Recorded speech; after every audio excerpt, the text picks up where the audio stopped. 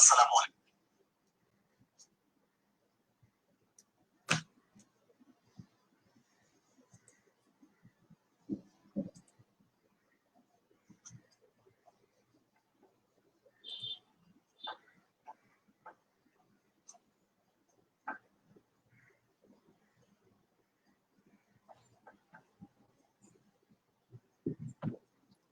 আসসালামু আলাইকুম।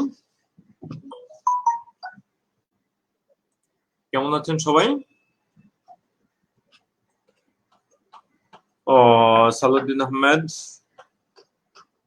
কেমন আছেন? আপনারা যারা যারা শুনছেন, যারা এখন ক্লাসে জয়েন করেছেন বা করবেন, সবার কাছে আমার রিকোয়েস্ট যে প্রথমে যে কোনো একটা কমেন্ট করলে আপনার নামটা দেখা যায়, কমেন্ট না করলে নাম দেখা যায় না, আপনারা জানেন সেটা। তাহলে যখন কমেন্ট করবেন তখন ইন্টারেকশনে একটু সুবিধা হয়। যে কোনো কমেন্ট হতে পারে, আপনি কোথায় ক্লাস করছেন, সাউন্ড ঠিক আছে কিনা, বা স্লাইড দেখতে কোনো অসুবিধা হচ্ছে কিনা, যে কোনো একটা কমেন্ট ইভেন শুভেচ্ছা বিনিময় হতে পারে। মোহাম্মদ এবি সিদ্দিক। তো ক্লাসে সবাইকে স্বাগতম। 41তম বিশেষ লিখিত পরীক্ষার প্রস্তুতির এই ক্লাসে সবাইকে স্বাগতম। আজকে আমাদের গাণিতিক যুক্তির সেকেন্ড ক্লাস। তো আজকে আমরা করব সুদ কষার কিছু অঙ্ক এবং আমরা সেটের কিছু অঙ্ক করব। আপনাদের সাথে আছি আমি আনোয়ারুল কবির। এখানে আপনারা আমার নাম পরিচয় পাবেন। আমি আনোয়ারুল কবির, পড়াশোনা ট্রিপলিতে চুয়েট থেকে, এমবিএ করেছিলাম আইবিএ থেকে। আমি এখন BCS math English job recruitment টেস্টের math English analytical ability, IBA MBA অ্যাডমিশনের কোর্স, আইবিএ বিবিএ অ্যাডমিশনের কোর্স, ডিম্যাট জিআরই প্রিপারেশনের কোর্স এগুলো করিয়ে থাকি। তো আজকে আমাদের অঙ্ক হলো, আজকে আমরা আসলে সরল অঙ্কটা বাদ মানে আমরা গত ক্লাসে করে ফেলেছি, আজকে আমরা এই ছাড়া করব। সরল অঙ্কটা আমরা যেহেতু গত ক্লাসে করেছি, সরল অঙ্ক এজেন্ডায় ছিল, এটা গত ক্লাসে সেট করেছি, তাহলে আজকে আমরা করবো সুদ কষা এবং সেট। তো প্রথমে আমরা সরল সুদ এবং চক্রবৃদ্ধি সুদের কিছু হিসাব কিতাব করব। লেটস সি আমাদের সামনে কি অঙ্ক আছে। আমাদের সামনে এখন একটা প্রশ্ন আছে। প্রশ্নটা দেখতে কারো কারো অসুবিধা হতে পারে, আমি আপনাদের সবাইকে রিকোয়েস্ট করবো আপনারা মোবাইলটা যদি ল্যান্ডস্কেপে ধরেন তাহলে আপনাদের প্রশ্নটা স্পষ্ট আপনারা দেখতে পাবেন। তো আমি কর্নারে হয়তো একটু দেখতে অসুবিধা হতে পারে, আমি একটু সেট করে নিচ্ছি।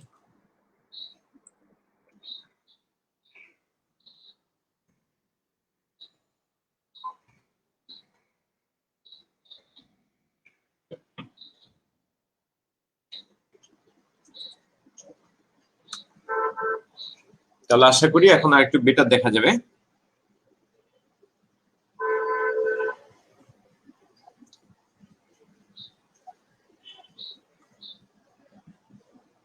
তাহলে আমরা প্রশ্ন দেখতে পাচ্ছি, দুই ব্যক্তি ক খ।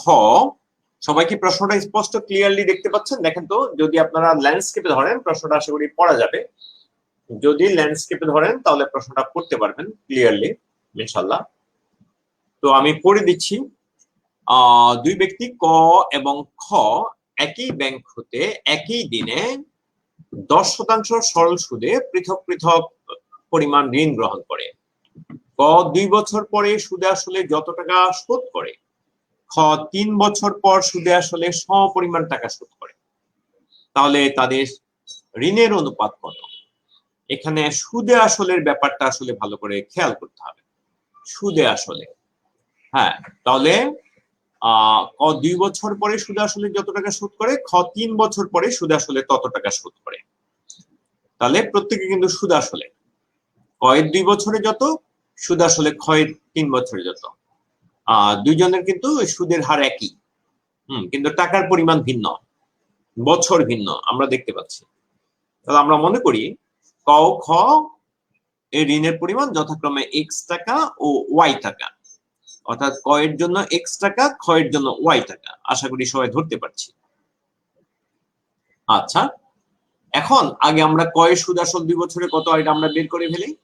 10% সুদে 2 বছর পর ক এর সুদ আসল হবে তাহলে আমরা প্রথমে কি লিখেছি, আমরা এখানে আসলে যেটা করেছি, এটা যেহেতু রিটেন ম্যাথ আমরা খুব বেশি লিখবো না, আবার একেবারে কম লিখবো না, আসলে আসল প্লাস সুদ, আসল প্লাস 2 বছরের সুদ, আসল প্লাস 2 বছরের সুদ, 2 বছরের সুদ। তাহলে আসল প্লাস 2 বছরের সুদ, তাহলে এই হলো আসল আর এই টাকাটা হলো 2 বছরের সুদ। তাহলে আসল x টাকা আর 2 বছরের সুদ আমরা দেখতে পাচ্ছি আসলের উপর 10%, এটা 2 বছর। তাহলে আশা করি আমরা পেয়ে গেছি। আমরা পাবো তাহলে এখান থেকে 10/12x, আমরা পেয়ে যাব 10/12x টাকা। চাইলে আমরা এখানে দশমিক করতে পারি, চাইলে নাও করতে পারি, কোনো ব্যাপার না। যেহেতু একটু পরে কাটাকাটি করতেই হবে, তাহলে আমরা এই ফর্মে রেখে দিতে পারি। ঠিক একইভাবে 10% হার সুদে 3 বছর পর ক্ষয়ের সুদাসল, ক্ষয়ের সুদাসলের পরিশোধযোগ্য টাকা হলো ওই একই আসল টাকা, এটা হলো আসল আর এটা হলো সুদ। তাহলে আসল টাকার সাথে আমরা সুদ যোগ করেছি, বাট এখানে 3 বছরের সুদ। তাহলে আমরা কাটাকাটি করে পেলাম 100/13y। আশা করি সবাই ধরতে পারছি। আচ্ছা, তাহলে আমরা এখান থেকে পাবো কত? আমরা এখান থেকে পাবো, আমাদের বলেছে দুইজন কিন্তু সম পরিমাণ টাকা শোধ করে, দ্যাট মিন্স এই দুইটা টাকার অঙ্ক সমান, এই দুইটা টাকার অঙ্ক সমান। তাহলে আমরা এখান থেকে পেয়ে গেলাম 12x = 13y। তাহলে আমরা যদি ক্রস করি, তাহলে অর্থাৎ উভয় পক্ষে যদি 12y দ্বারা ভাগ করি, উভয় পক্ষে 12y দ্বারা ভাগ করি অথবা ক্রস করি, তাহলে x/y = 13/12 আমরা পেয়ে গেলাম। এবং এটাই হলো আমাদের নির্ণয় অনুপাত। আমরা বলবো অতএব x অনুপাত y = 13 টাকা, অতএব তাদের ঋণের অনুপাত 13:12 টাকা। আশা করি সবাই ক্লিয়ার হয়েছেন। দেখেন কারো কোনো জায়গায় কোনো কনফিউশন আছে কিনা, কোন জায়গায় কারো কনফিউশন আছে কিনা আমাকে একটু কনফার্ম করেন।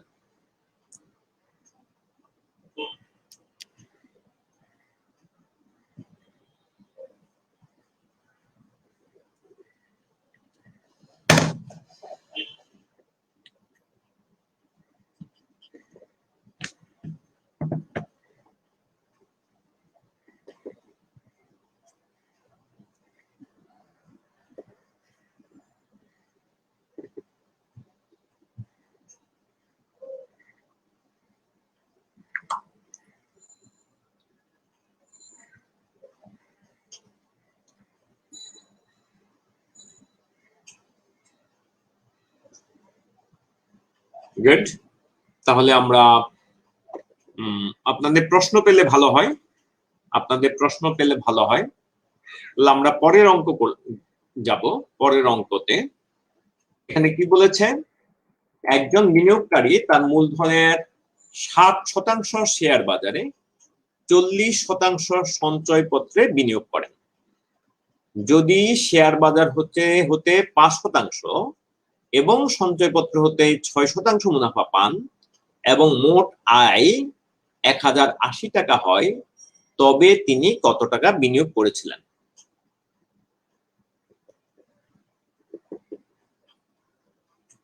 একজন বিনিয়োগকারী তার মূলধনের 60% শেয়ার বাজারে এবং 40% সঞ্চয়পত্রে বিনিয়োগ করেন।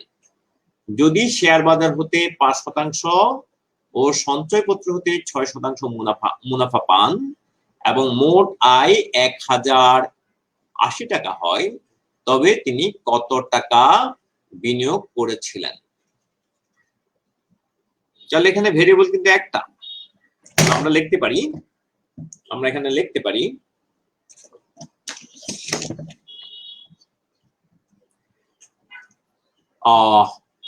মনে করি তিনি মোট টি টাকা বিনিয়োগ করেছিলেন। আমরা x ধরতে পারি, টি ধরতে পারি, এটা আমাদের ইচ্ছা। মনে করি তিনি টি টাকা বিনিয়োগ করেছিলেন, মনে করি তিনি টি টাকা বিনিয়োগ করেছিলেন। তাহলে তার বিনিয়োগের 60% শেয়ার বাজারে তিনি বিনিয়োগ করেছেন। তাহলে শেয়ার বাজারে মোট বিনিয়োগের পরিমাণ হলো টি এর 60%, দ্যাট মিনস 0.6 টাকা। এখানে আমরা দশমিক করে ফেলেছি। আর তাহলে এতে সুদ হয় যেহেতু 5% হারে সুদ, তাহলে এখানে আমরা 0.6t এর 100/5 5% মানে 100/5 এখানে আমরা 0.03t 3 পরে শূন্যটা আমরা না দিলেও চলে। আচ্ছা, এরপরে আমরা পাই একইভাবে সঞ্চয়পত্রে বিনিয়োগের সুদ, এটা টি এর 100/40 এবং আগের মতোই এটা আমরা একসাথে করে ফেলেছি। তার মানে এটা দ্বারা আমরা বুঝাচ্ছি যে টি হলো মোট, এখান থেকে 40% হলো সঞ্চয়পত্রে, তার উপর সুদ আসছে 6%, তাহলে আমরা এই টাকা পেয়ে যাই। এবং এই দুইটা টাকার যোগফল হচ্ছে 0.03t প্লাস 0.24t, এটাতে আমরা পাই 1080। আমরা এখানে যোগ করলে পাবো 0.54t সমান 1080। আশা করি সবাই ধরতে পারছেন। এবং এখান থেকে আমরা পাবো টি এর মান পেয়ে যাব, টি এর মান। তাহলে টি এর মান আমরা পেয়ে গেলাম, টি ইকুয়াল টু 1000। মানে এখান থেকে আমরা মান হিসাব করলে আমরা পাবো, কাটাকাটি করলে এখানে তো আসলে বরাবর, এখানে কাটাকাটি করলে বরাবর এখানে 2 বার যায়, তাহলে এখানে 0, এখানে 0 হবে। তাহলে আমরা পাবো বরাবর টি এর মান হলো 20,000 টাকা। তাহলে আমরা পেয়ে গেলাম, কিন্তু আমাদের প্রশ্ন তো টি ছিল না, এখন কথাটা এক্সপ্লেন করে লিখতে হবে। অতএব তিনি মোট বিনিয়োগ করেন 20,000 টাকা। তো দেখেন আমরা সবাই ক্লিয়ার হয়েছে কিনা, আমরা সবাই ক্লিয়ার হয়েছে কিনা।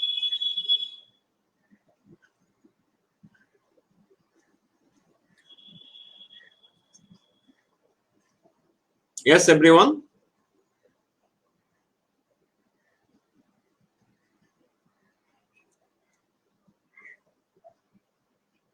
আমাদের নেক্সট কোয়েশ্চেন,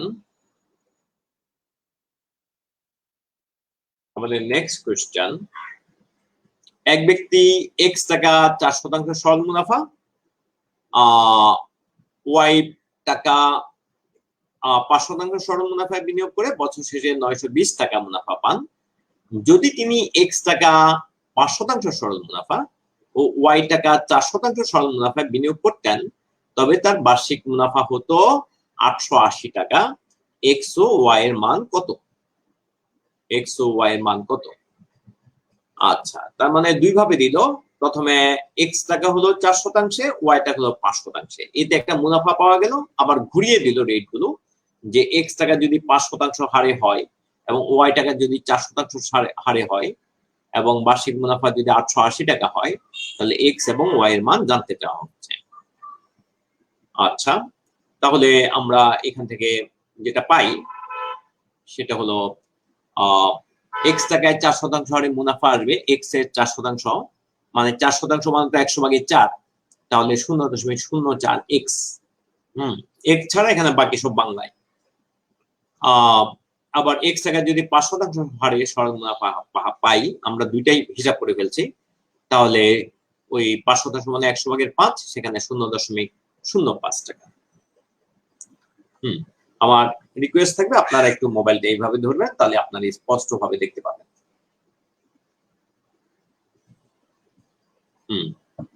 আচ্ছা, এরপরে আসি আমরা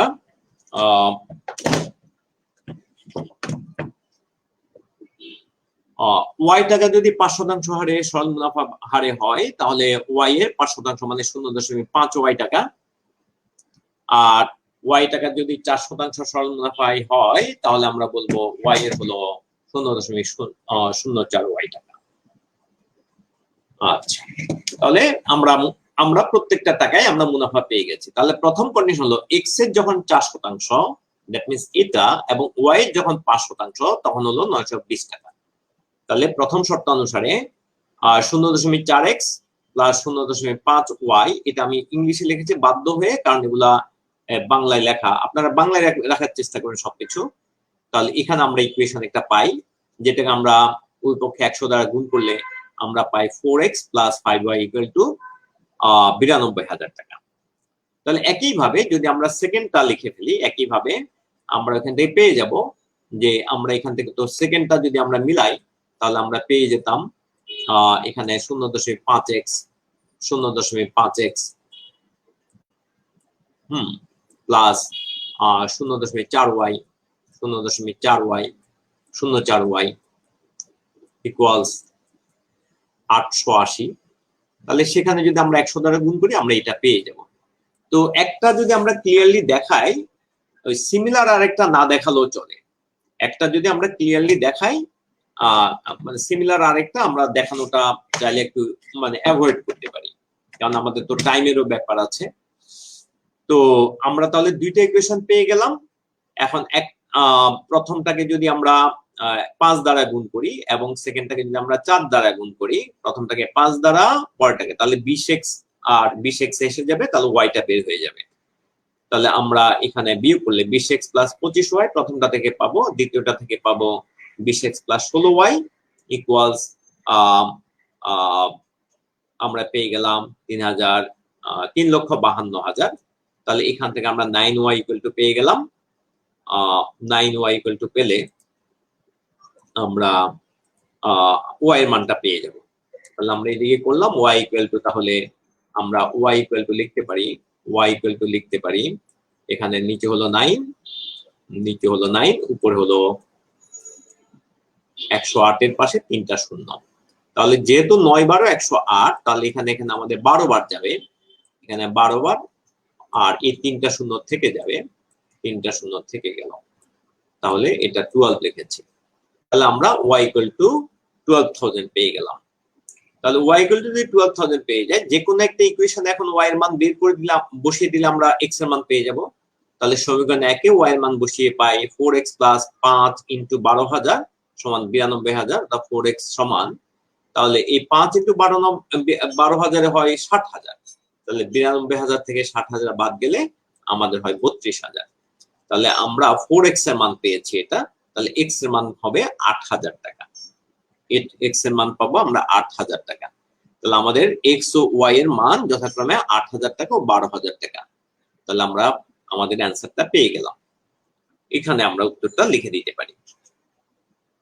তো দেখেন তো সবার কাছে ক্লিয়ার হয়েছে কিনা, সবার কাছে ক্লিয়ার হয়েছে কিনা, কারো কোনো প্রশ্ন আছে কিনা?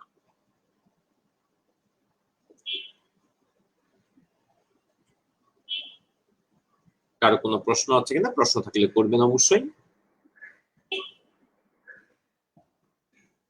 আচ্ছা, দেখি আমরা এখন শতকরার আরো কিছু অঙ্ক আমরা এবার আরেকটু ম্যানুয়ালি করার চেষ্টা করি।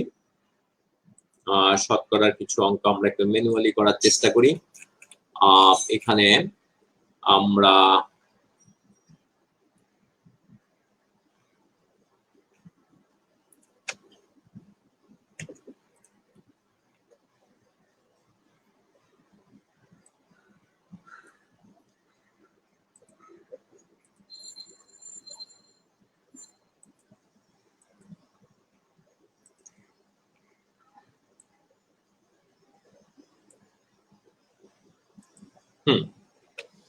এটা একটু করি। সুদের হার 8% থেকে কমে 6% হওয়াতে রহিমের আয় 5 বছরে এত টাকা কমে গেল, তার আসল কত ছিল?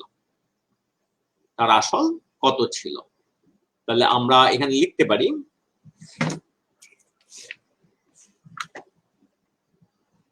আমরা লিখতে পারি মনে করি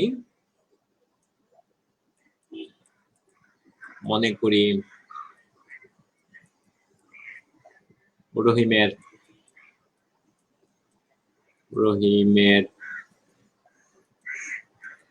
বিনিয়োগের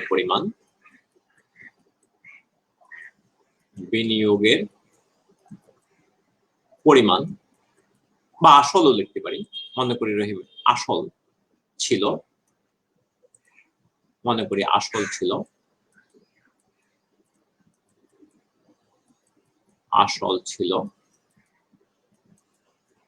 x টাকা। মনে করি আসল ছিল x টাকা। তাহলে 8% হারে x টাকায় 5 বছরের সুদ, 8% হারে x টাকায় 5 বছরের সুদ, 5, এটা 5টা বাংলা লিখতে হবে না, 5 বছরে সুদ সমান 100 ভাগের মানে এক্স এর, আমরা একেবারে যদি মানে একেবারে না করে যদি একটু ভেঙে লিখি, এক্স এর 100 ভাগের 8 ইন্টু 5 টাকা, তার মানে 100 ভাগের 40, 100 ভাগের 40 এক্স টাকা। তাহলে 6% হারে 6% হারে এক্স টাকায় 5 বছরের সুদ, 5 বছরের সুদ। এটা আর আমরা ডিটেলস না করে এখানে লিখে দিলাম 100 ভাগের, এখানে তো 5 বছর ঠিক আছে, খালি 6%, তাহলে এখানে 30x হবে, 30x টাকা। তাহলে এখন আমরা লিখবো প্রশ্ন মতে, প্রশ্ন মতে 100 ভাগের 40x মাইনাস 100 ভাগের 30x সমান 77.50। তাহলে আমরা এখানে পেয়ে গেলাম 100 ভাগের 10x সমান 77.50। এখান থেকে আমরা পেয়ে গেলাম 10x ইকুয়াল টু 7500, ক্রস গুণন করলে 100 আর এটা গুণ করে দিলাম, এখানে দশমিক ছিল একটা, তাহলে 0 0 কাটলে আমরা পেয়ে যাব x ইকুয়াল টু 775 টাকা। তাহলে আসল, অতএব নির্ণয় আসল, নির্ণয় আসল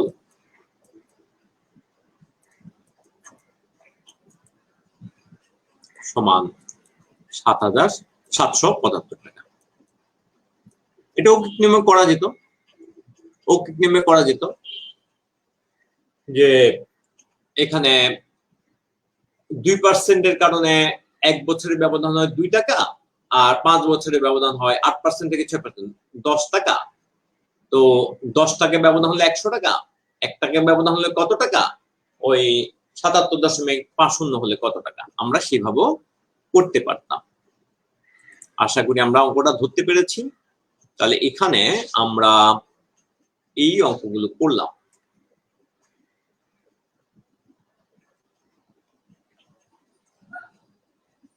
আমরা এখন আরেকটা অঙ্ক ধরছি।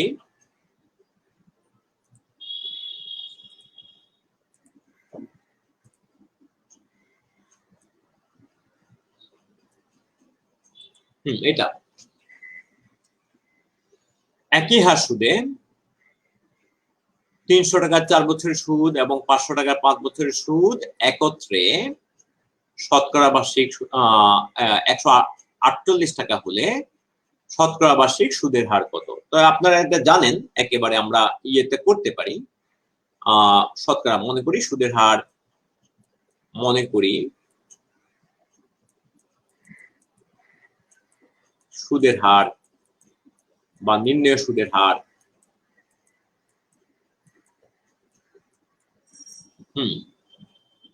কত টাকা? 8%। তাহলে আমরা একেবারে প্রশ্ন মতে চলে গেলাম, কারণ কিভাবে বের করতে আমরা জানি। আমরা মানে রিয়েল এক্সামে আমরা এটা লেখার চেষ্টা করব, ওইভাবে এটা আপনারা জানেন কিভাবে লিখতে হবে। আমরা মূল জিনিসটা করে দিচ্ছি। 300 টাকা 4 বছরের সুদ, তাহলে 300 টাকা এর 100 ভাগের 8 ভাগ, এর কত বছরে? 4 বছর, প্লাস 500 টাকায় 5 বছরের সুদ, তাহলে 500 টাকা ইন্টু 100 ভাগের 8 ভাগ, 5 বছরের সুদ, এবং সর্বসাকুল্যে হলো 148 টাকা। তাহলে আমরা এখন কাটাকাটি করলাম, মানে এটা হলো আসল, ইন্টু সুদের হার ইন্টু বছর। এরপরে পরেরটা আসল ইন্টু সুদের হার ইন্টু বছর। আমার মনে হয় এগুলা সিম্পল অঙ্ক, কোনো জটিলতা নাই তেমন। তাহলে আমরা বললাম 12 আর আমরা এখানে পাবো 12 আর প্লাস 20 আর সমান 148।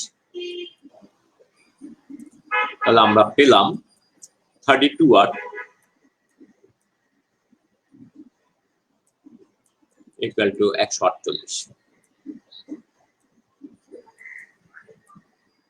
তাহলে আর ইকুয়াল টু আমরা পেয়ে গেলাম কত টাকা? আর ইকুয়াল টু আমরা পেয়ে গেলাম, আচ্ছা এখানে তো 25 হবে, এখানে একটু ইয়েতে 25 হবে, 25। তাহলে এখানে আমাদের একটু, এখানে 12 আর ঠিক আছে, এখানে হলো আমাদের 37। তাহলে আমরা পেলাম আর এর মান কত? আর এর মান এখানে হলো 37 ভাগের 37 কিন্তু একটা মৌলিক সংখ্যা। সো আমরা আগে এককের ঘরটা মিলাই, মনে হচ্ছে বরাবর 4 বার যাবে। আমরা 4 দিয়ে কাটলেই পেয়ে যাব। এখানে 4 দিয়ে কাটাটা 4টা এখানে দেখালাম সমান 4। এটা কিন্তু শতাংশ বলেছি, অতএব নির্ণয় সুদের হার এটা কিন্তু শতাংশে আসছে, কারণ আমরা শুরুতে কিন্তু পার্সেন্ট ধরে রেখেছি, আমরা মান বসাতে কিন্তু 100 ভাগ কিন্তু ধরেছি। অতএব নির্ণয় সুদের হার 4%। অতএব নির্ণয় সুদের হার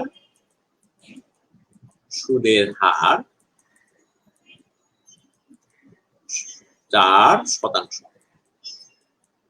উত্তর।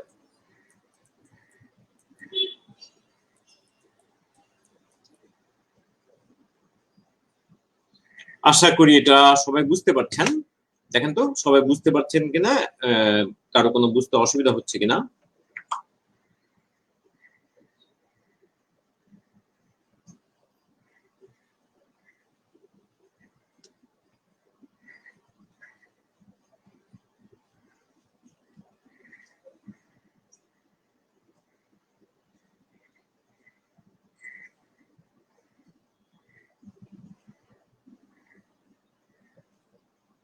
আচ্ছা,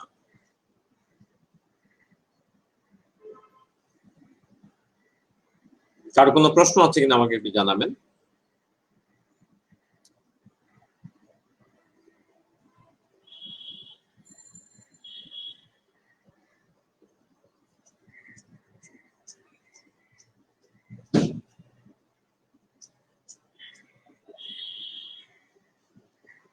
আচ্ছা, নেক্সট আমরা চলে গেলাম আরেকটা অঙ্কে।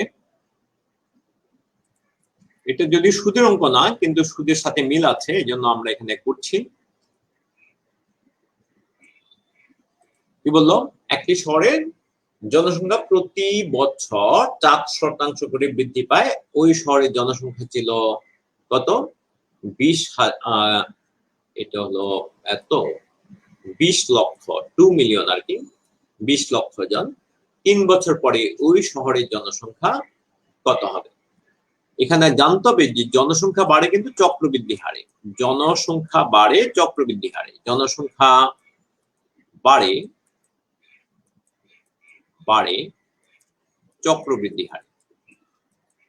চক্রবৃদ্ধি হারে। তো চক্রবৃদ্ধি হারে চেঞ্জ হলে কেমন হবে? তাহলে এটা অনেকটা এরকম যে future value equal to F, মানে future value equal to present value into 1 plus R by 100। এখন 4% করে বাড়ে, তাহলে আর এর মান 4 আর কি, আর 3 বছর পরে এখানে হলো এন। তাহলে আমরা এখানে মান বসালে হয়ে যাবে 3 বছর পরে ওই শহরের জনসংখ্যা কত হবে। তো আমরা এটা লিখতে পারি, আমরা জানি জনসংখ্যা বাড়ে চক্রবৃদ্ধি হারে।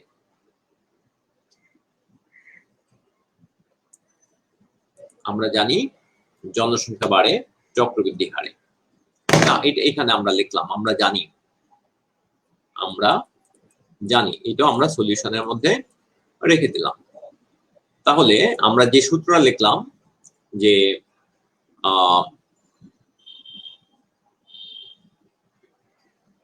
সূত্রানুসারে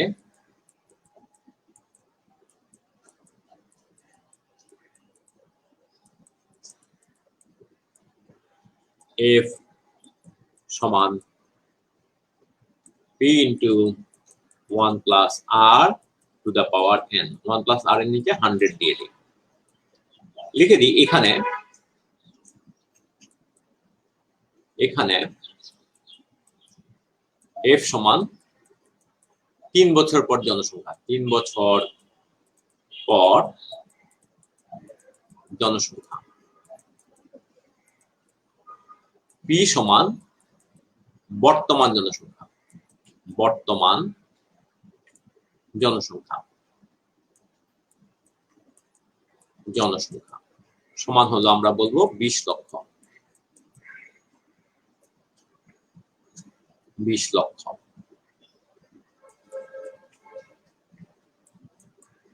আর সমান বৃদ্ধির হার আমরা বলবো 4%, আর n সমান বছর আমরা বলবো 3 বছর। তাহলে আমরা এখানে পেয়ে যাব p সমান, আমি একটু এদিকে সরিয়ে লিখলাম, f সমান আমরা পেয়ে যাচ্ছি কত, 20 লক্ষ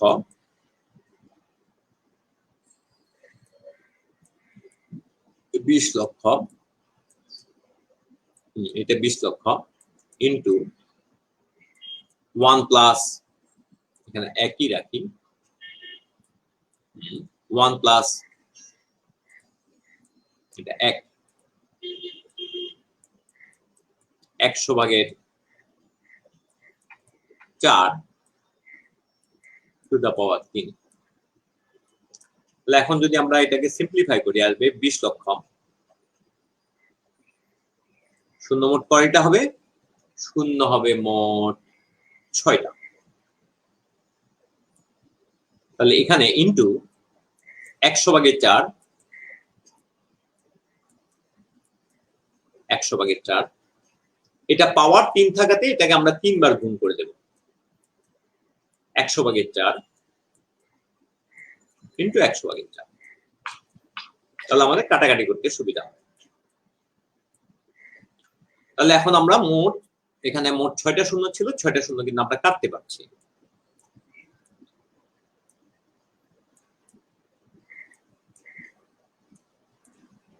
এখন যদি আমরা এটা হিসাব করি তাহলে আমরা পেয়ে যাব, আমরা যদি এটা হিসাব করি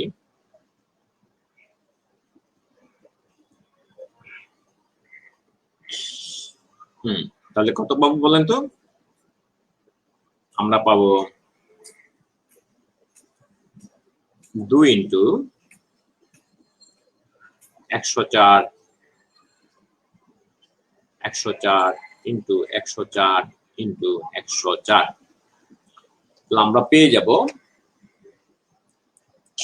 2 লক্ষ, আসলে 22 লক্ষ, এখানে 20 লক্ষ ছিল, 22 লক্ষ 49,000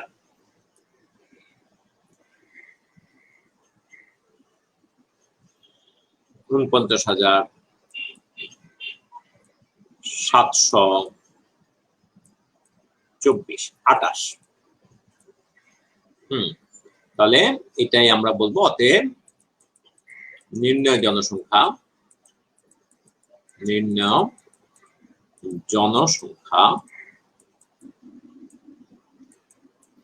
সমান 22,49,728 জন। আশা করি সবাই ধরতে পারছেন। দেখেন সবার কাছে ক্লিয়ার হয়েছে কিনা।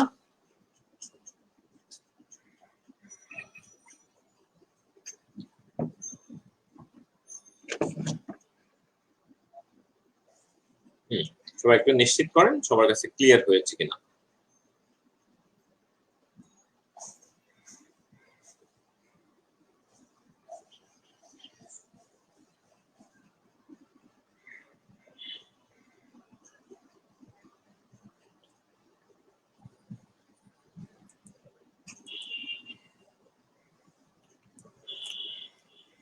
তাহলে আমরা ইয়ের একটা অঙ্ক বাকি আছে, তাহলে এবার আমরা এটা করে ফেলি।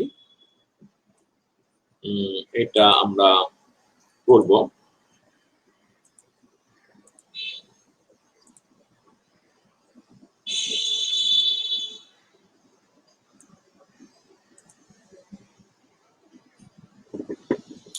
একজন বিনিয়োগকারী ৮০,০০০ টাকার কিছু ৬ মাস অন্তর ৫% হারে হার সুদে এবং অবশিষ্ট বার্ষিক ১২% হার সুদে একটি সেভিং ব্যাংকে জমা করলো। বছর শেষে ৯,০০০ টাকা সুদ পেলেন।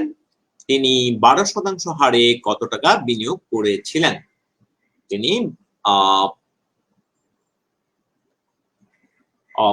১২% হারে কত টাকা বিনিয়োগ করেছিলেন? তাহলে আমরা একটু আগে এই জিনিসটা ইন্টারপ্রিট করি। আসলে এই অঙ্কটা দুই ভাবে ইন্টারপ্রিট করা যায়। একটা হলো এটা ৫% হারে কম্পাউন্ডিং হবে, এটা একটা ইন্টারপ্রিটেশন হতে পারে। আরেকটা হতে পারে যে আসলে ৬ মাসে ৫%, তার মানে এই ১ বছরে তাহলে ১০%। তো আমরা দুই ইন্টারপ্রিটেশনটা উল্লেখ করে আমরা করতে পারি। এটা প্রশ্ন উল্লেখ করে দিয়ে সলিউশনে মানে অ্যাজাম্পশন উল্লেখ করে দিয়ে আমরা করতে পারি, কোনো সমস্যা নাই। তো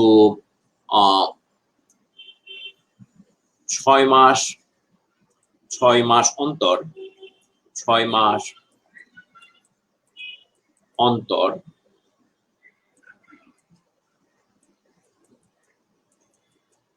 অন্তর ৫% সুদ ৫% সুদ সমান বছরে ৫ × ২ ১২/৬ ৬/১২ আসলে ৬/১২ এই ৬ মাসে এত হলে ১২ মাসে কত হবে? তাহলে ৬/১২ শতাংশ বা এখানে হিসাব করলে আসবে ১০% সুদ।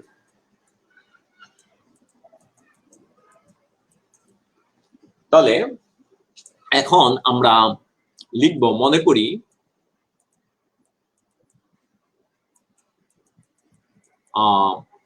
১২% হারে বিনিয়োগ ১২% হারে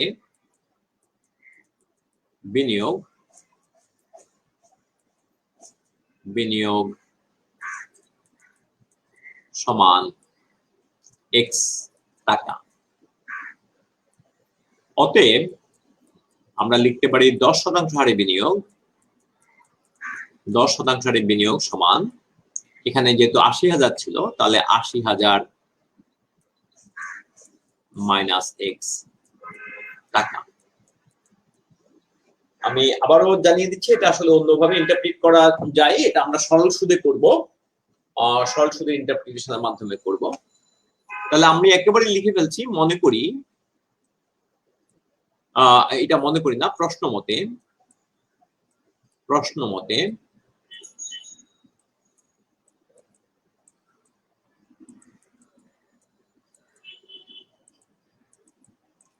মতে তাহলে আমরা এখান থেকে পাবো যে প্রথমে ৬ মাসে ৫% হারে, তার মানে এই আমরা বলবো 80 মাইনাস x এর উপর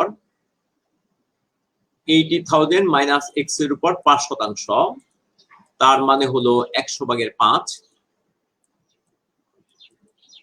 প্লাস আমরা x টাকার উপর ১২%, তার মানে ১০০/১২ সমান, এখানে আমরা পাবো ৯,০০০ টাকা।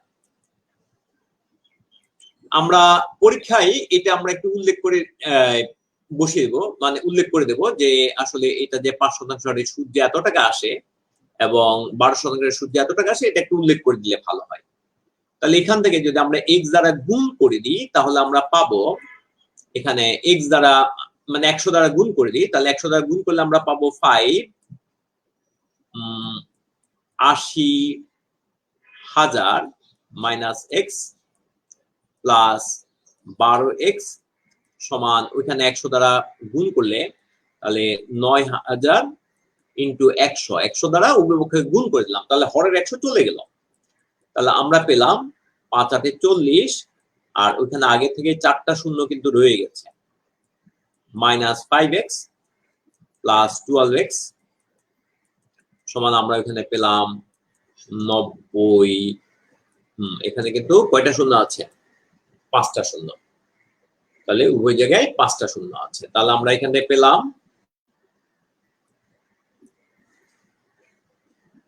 9000 টাকা সুদ। তাহলে 6 মাস অন্তর এটা হলো 10% হারে।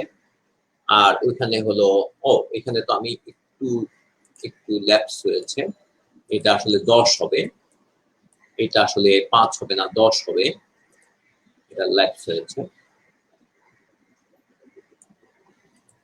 এটা 10 হবে, কারণ আমাদের তো এখানে 10% হয় এইটাই সুদ। তাহলে আমরা এখানে বলবো 80,000 আগে থেকে 4টা শূন্য আছে, এখন একটা হলো -10x। তো আমরা এখান থেকে এটা পড়লে পাবো 2x = 10,000, ইয়েস, এখানে 10x।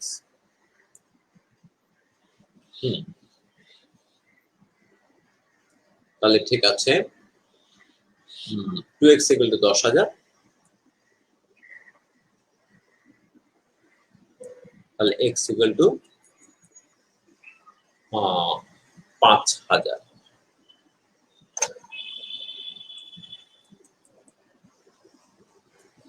x এর মান আসবে 5,000। তাহলে আমরা আমাদের মানটা পেয়ে গেছি। অর্থাৎ আমরা বলতে পারবো যে এখানে দেখেন তো সবার কাছে কারো কোনো প্রশ্ন আছে কিনা, আগে কনফার্ম করেন কারো কোনো প্রশ্ন আছে কিনা।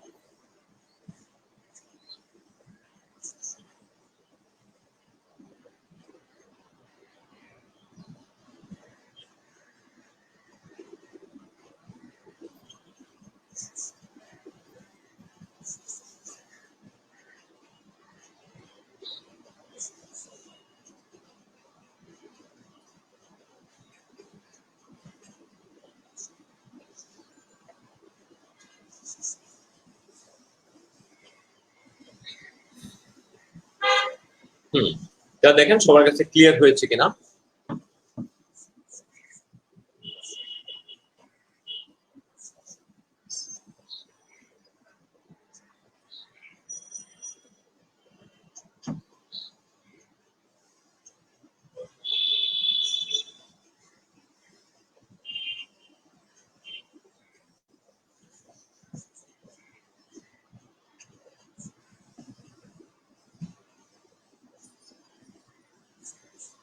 দশ দিয়ে না, আসলে আমরা বলতে পারি উভয়পক্ষকে আমরা 100 দ্বারা গুণ করেছি, উভয়পক্ষকে আসলে 100 দ্বারা গুণ করেছি।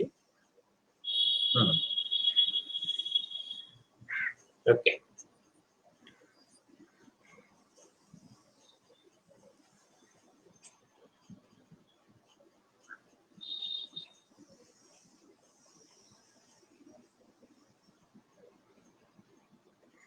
তাহলে আমাদের এই অঙ্কগুলো আমরা শেষ করলাম। এবার আমরা যাব আমাদের এবার সেটের অঙ্কে যাব। আমরা সেটের অঙ্কে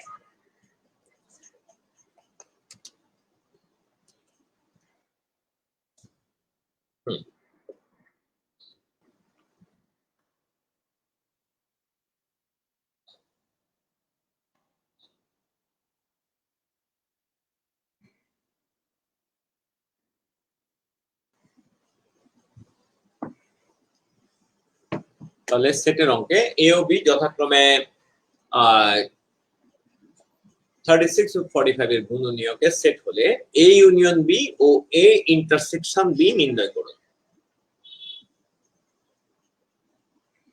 এ ও বি যথাক্রমে কত? যথাক্রমে 36 ও 45 এর সেট হলে এ ও বি এর ইন্টারসেকশন নির্ণয় করুন।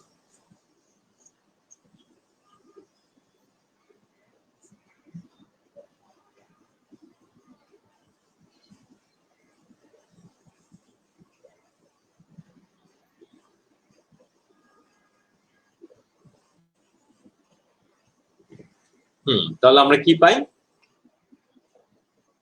আমরা এখানে পাই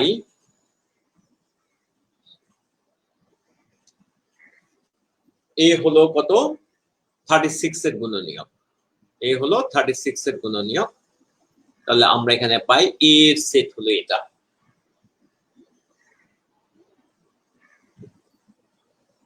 বি হলো 45 এর গুণনীয়ক। তাহলে বি এর সেট হলো এটা। তাহলে ইউনিয়ন মানে যেখানে এ আর বি এর সবগুলো সেট থাকবে। তাহলে A union B, A union B এটা মানে হলো যেখানে এ ও বি এর প্রত্যেকটা সদস্য থাকবে। এ ইউনিয়ন বি হলো এ ও বি এর মানে অন্তত একটির মধ্যে থাকলে সেটা হবে। তাহলে আমরা পেয়ে গেলাম এ ইউনিয়ন বি। আর এ ইন্টারসেকশন বি মানে কি? এ ইন্টারসেকশন বি মানে হলো মানে জেড একটা মেম্বার যেটা এ ও বি এর উভয়ের সদস্য। তাহলে উভয়ের সদস্য কারা কারা আছে এখানে? উভয়ের সদস্যগুলো আমরা মিলাই, আমরা ছোটটা ধরি তাহলে সুবিধা হবে।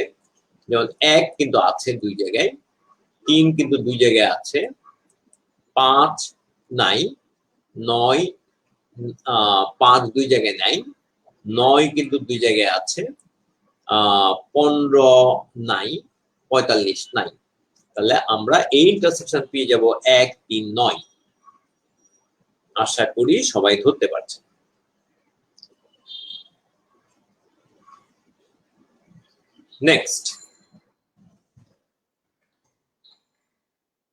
নেক্সট এটা একটু ট্রাই করি আমরা নিজেরা।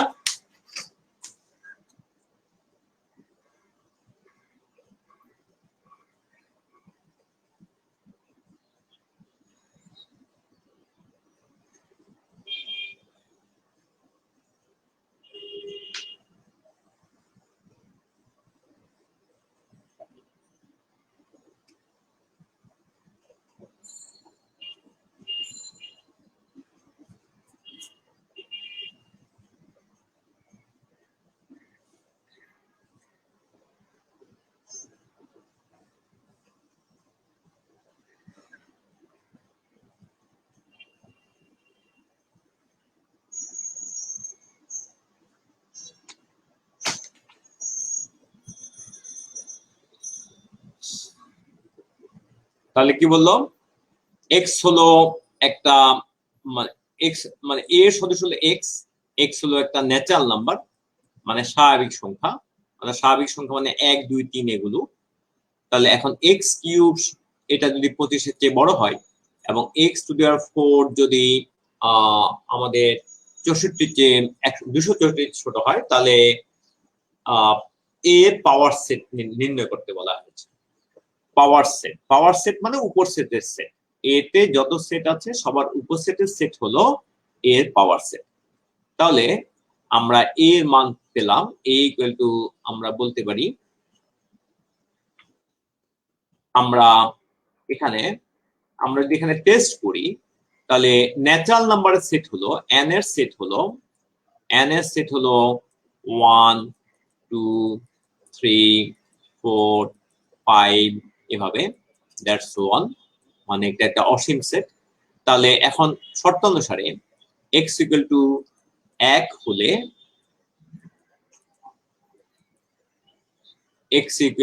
x কিউব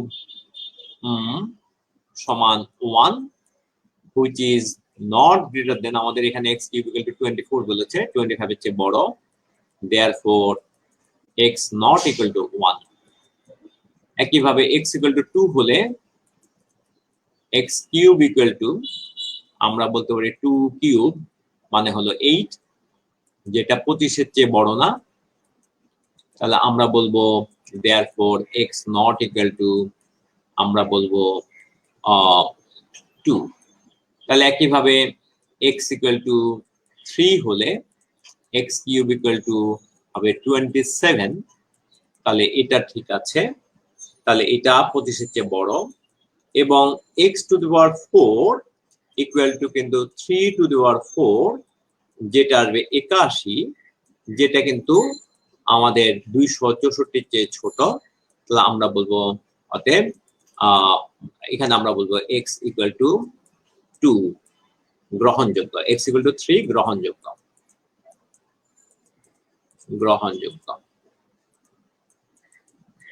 আচ্ছা, এবার আমরা x ইকুয়াল টু 4 ধরলে,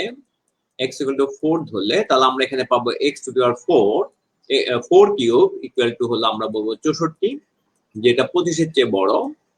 কিন্তু আমাদের x টু দি 4 এর যে মানটা বললো সেটা কিন্তু এখন আমাদের x টু দি 4 মানে হলো 4 টু দি পাওয়ার 4, তাহলে এটাকে যদি আমরা গুণ করি তাহলে হবে এটা তো 64 গুণ করতে হবে, তাহলে 4 4 16, হাতে থাকবে 1, আর 4 24 25,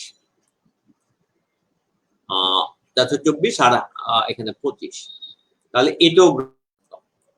কিন্তু এরপরে দেখবো x ইকুয়াল টু 5 যদি ধরি, তাহলে x ইকুয়াল টু 5 ধরলে 5 কিউব ইকুয়াল টু 125, এটা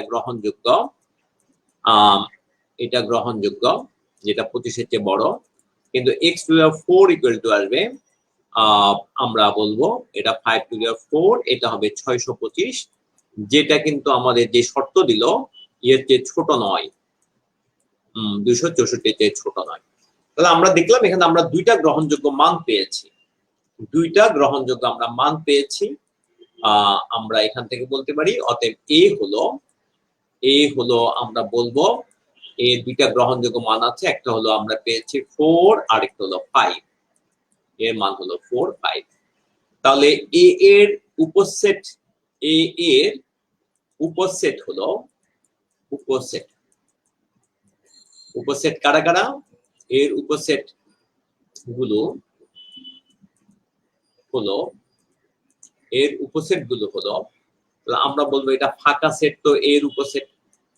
তারপর হলো এখানে 4 আছে, এর উপসেট 5 আছে, এর উপসেট, এবং 4 5 ও কিন্তু আছে, 4 5 এর উপসেট। তাহলে এই সেট হলো পাওয়ার সেট।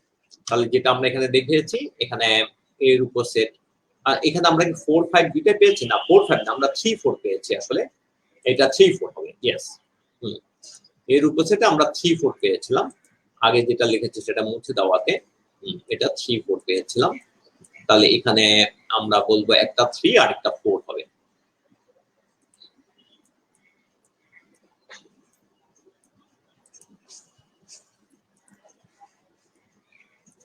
থ্রি 4, এটা 3 এটা 4। আচ্ছা, তাহলে আমাদের এ সেট তো এটা, তাহলে অতএব পাওয়ার সেট হবে এর সকল উপসেটের সেট, তার মানে হবে আমরা এটা নির্ণয় করে ফেলেছি, এটা হলো আমাদের অ্যান্সার। তাহলে এখানে কয়টা সদস্য আছে? এখানে 4টা সদস্য আছে। তাহলে আশা করি সবাই ধরতে পেরেছেন। আমরা পরের অঙ্কে যেতে পারি। এটা একই অঙ্ক। এখানে কোন পরীক্ষায় 60 জন পরীক্ষার্থীর মধ্যে 25 জন বাংলায়, 24 জন ইংরেজিতে, 32 জন গণিতে ফেল করেছে। 9 জন কেবল বাংলায়, 6 জন কেবল ইংরেজিতে, 5 জন কেবল ইংরেজি গণিতে। ওখানে কেবলটা ছিল না আসলে, কিন্তু কেবল না থাকলে আসলে প্রশ্নটা আমাদের সমস্যা হয়ে যাবে। 9 জন কেবল বাংলায়, 6 জন কেবল ইংরেজিতে, 5 জন ইংরেজি ও গণিতে, 9 জন কেবল বাংলাও ইংরেজিতে ফেল করেছে। কতজন শিক্ষার্থী 3 বিষয়ে ফেল করেছে? কতজন শিক্ষার্থী 3 বিষয়ে পাস করেছে? কতজন 3 বিষয়ে ফেল করেছে এবং কতজন 3 বিষয়ে পাস করেছে? এখানে দুইটা আমাদের নির্ণয় করতে হবে। তাহলে আমরা নির্ণয় করছি। তাহলে আমরা এটাতে মানগুলো আমরা ধরবো। আমরা ভেন ডায়াগ্রামে, এটা হলো আমাদের ইউনিয়ন সেট 7 জন পরীক্ষার্থীর মধ্যে, তার মানে এটা হলো টোটাল টি এর সেট, এটা হলো নাম্বার অফ ইউনিভার্সাল সেট, এটা হলো 7 জন। বাংলায় আমরা বাংলা সেটকে বি দ্বারা প্রকাশ করব, সেটাতে 25 জন এখানে ফেল করেছে। তাহলে আমরা 25 জন ফেল করেছে, তাহলে আমরা এখানে বলবো যে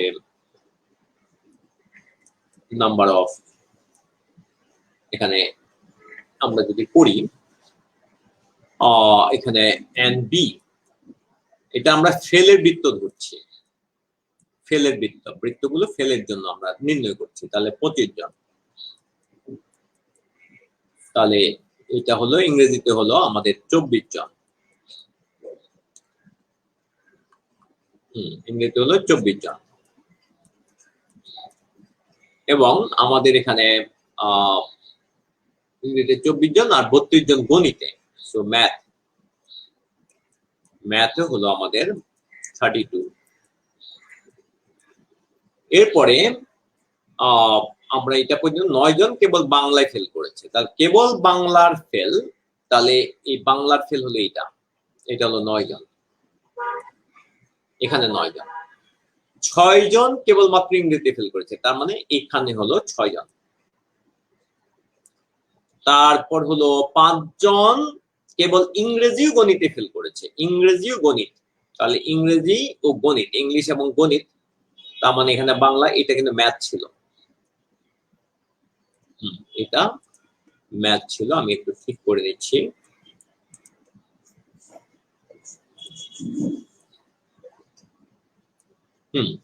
তাহলে 5 জন ইংরেজি ও গণিত, তাহলে ইংলিশ ও গণিত মানে হলে এখানে হলো 5 জন।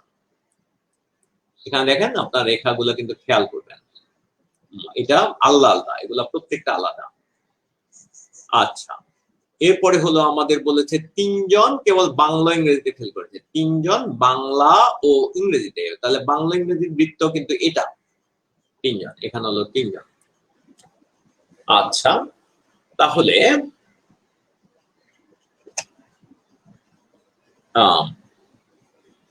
এখানে আমাদের বলেছে বাংলা ইংরেজি ফেল করেছে কতজন পরীক্ষার্থী? 3 বিষয়ে ফেল করেছে। তাহলে 3 বিষয়ে ফেলকে যদি আমরা এক্স বলি, তাহলে আমরা বলতে পারবো ইংরেজিতে ফেলের চিত্র থেকে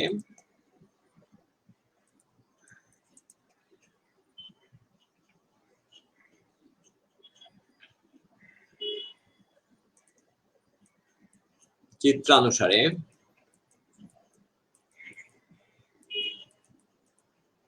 ইংরেজিতে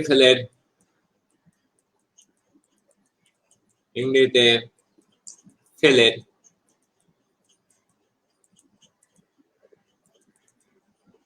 পরীক্ষার্থীদেরকে আগে একটু বর্ণনা দিতে হবে। পরীক্ষার্থীদের সমীকৃত করে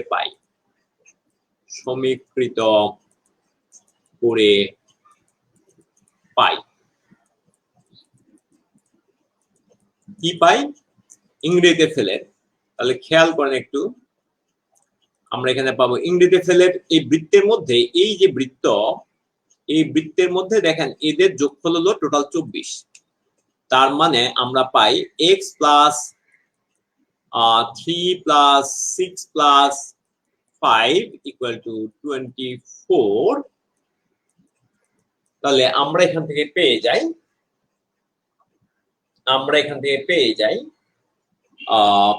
x equal to x plus, এখানে কত পাবো? x plus 14 equal to 24। এখান থেকে আমরা x ইকুয়াল টু পেয়ে যাব 10। তাহলে কতজন পরীক্ষার্থী 3 বিষয়ে ফেল করেছে? দেখেন এই মাঝখানে এই পরীক্ষার্থীগুলো কিন্তু 3 বিষয়ে ফেল, কারণ প্রত্যেকটা ফেলের বৃত্তের মধ্যে যারা আছে তারাই তো 3 বিষয়ে ফেল, যারা প্রত্যেকটা ফেলের বৃত্তের মধ্যে। অতএব 3 বিষয়ে ফেললে 3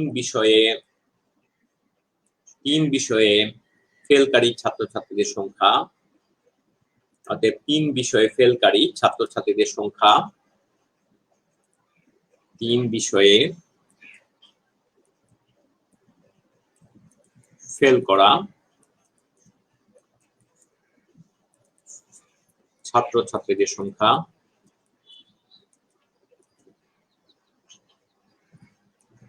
বা শিক্ষার্থীদের সংখ্যা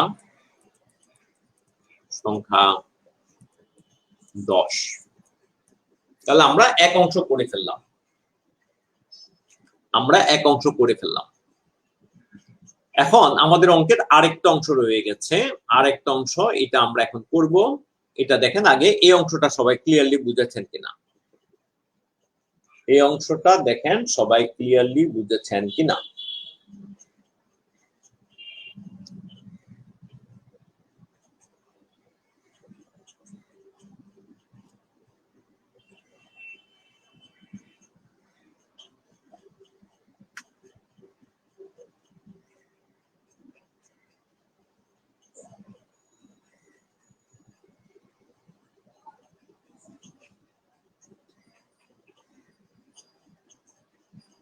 Yes, everyone? আচ্ছা, তাহলে আশা করি এটা বুঝেছেন আপনারা, আশা করি এতটুকু ক্লিয়ার হয়েছে। Yes, everyone?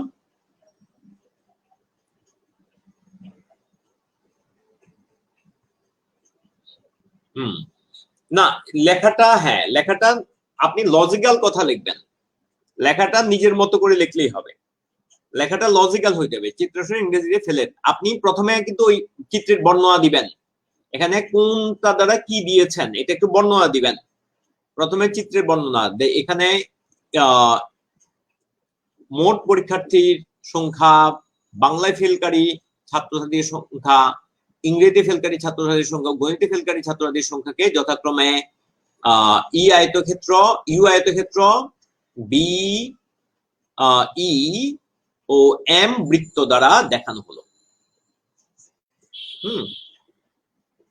তাহলে চিত্র অনুসারে ইংরেজি ফেলের ছাত্রদের সংখ্যা সমীকৃত করে পাই, তাহলে লেখা নিজের মতো করে লিখতে পারবেন।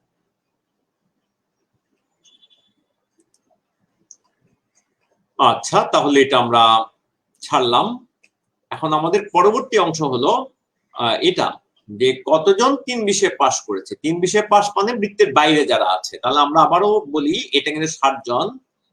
এটা হলো ইউনিভার্সাল সেট, যেটা আপনারা আগে বর্ণনাটা দিয়ে দিবেন 60। তারপর হলো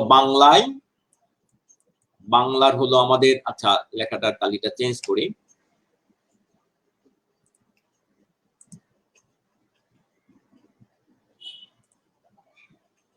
এটা হলো ইউ,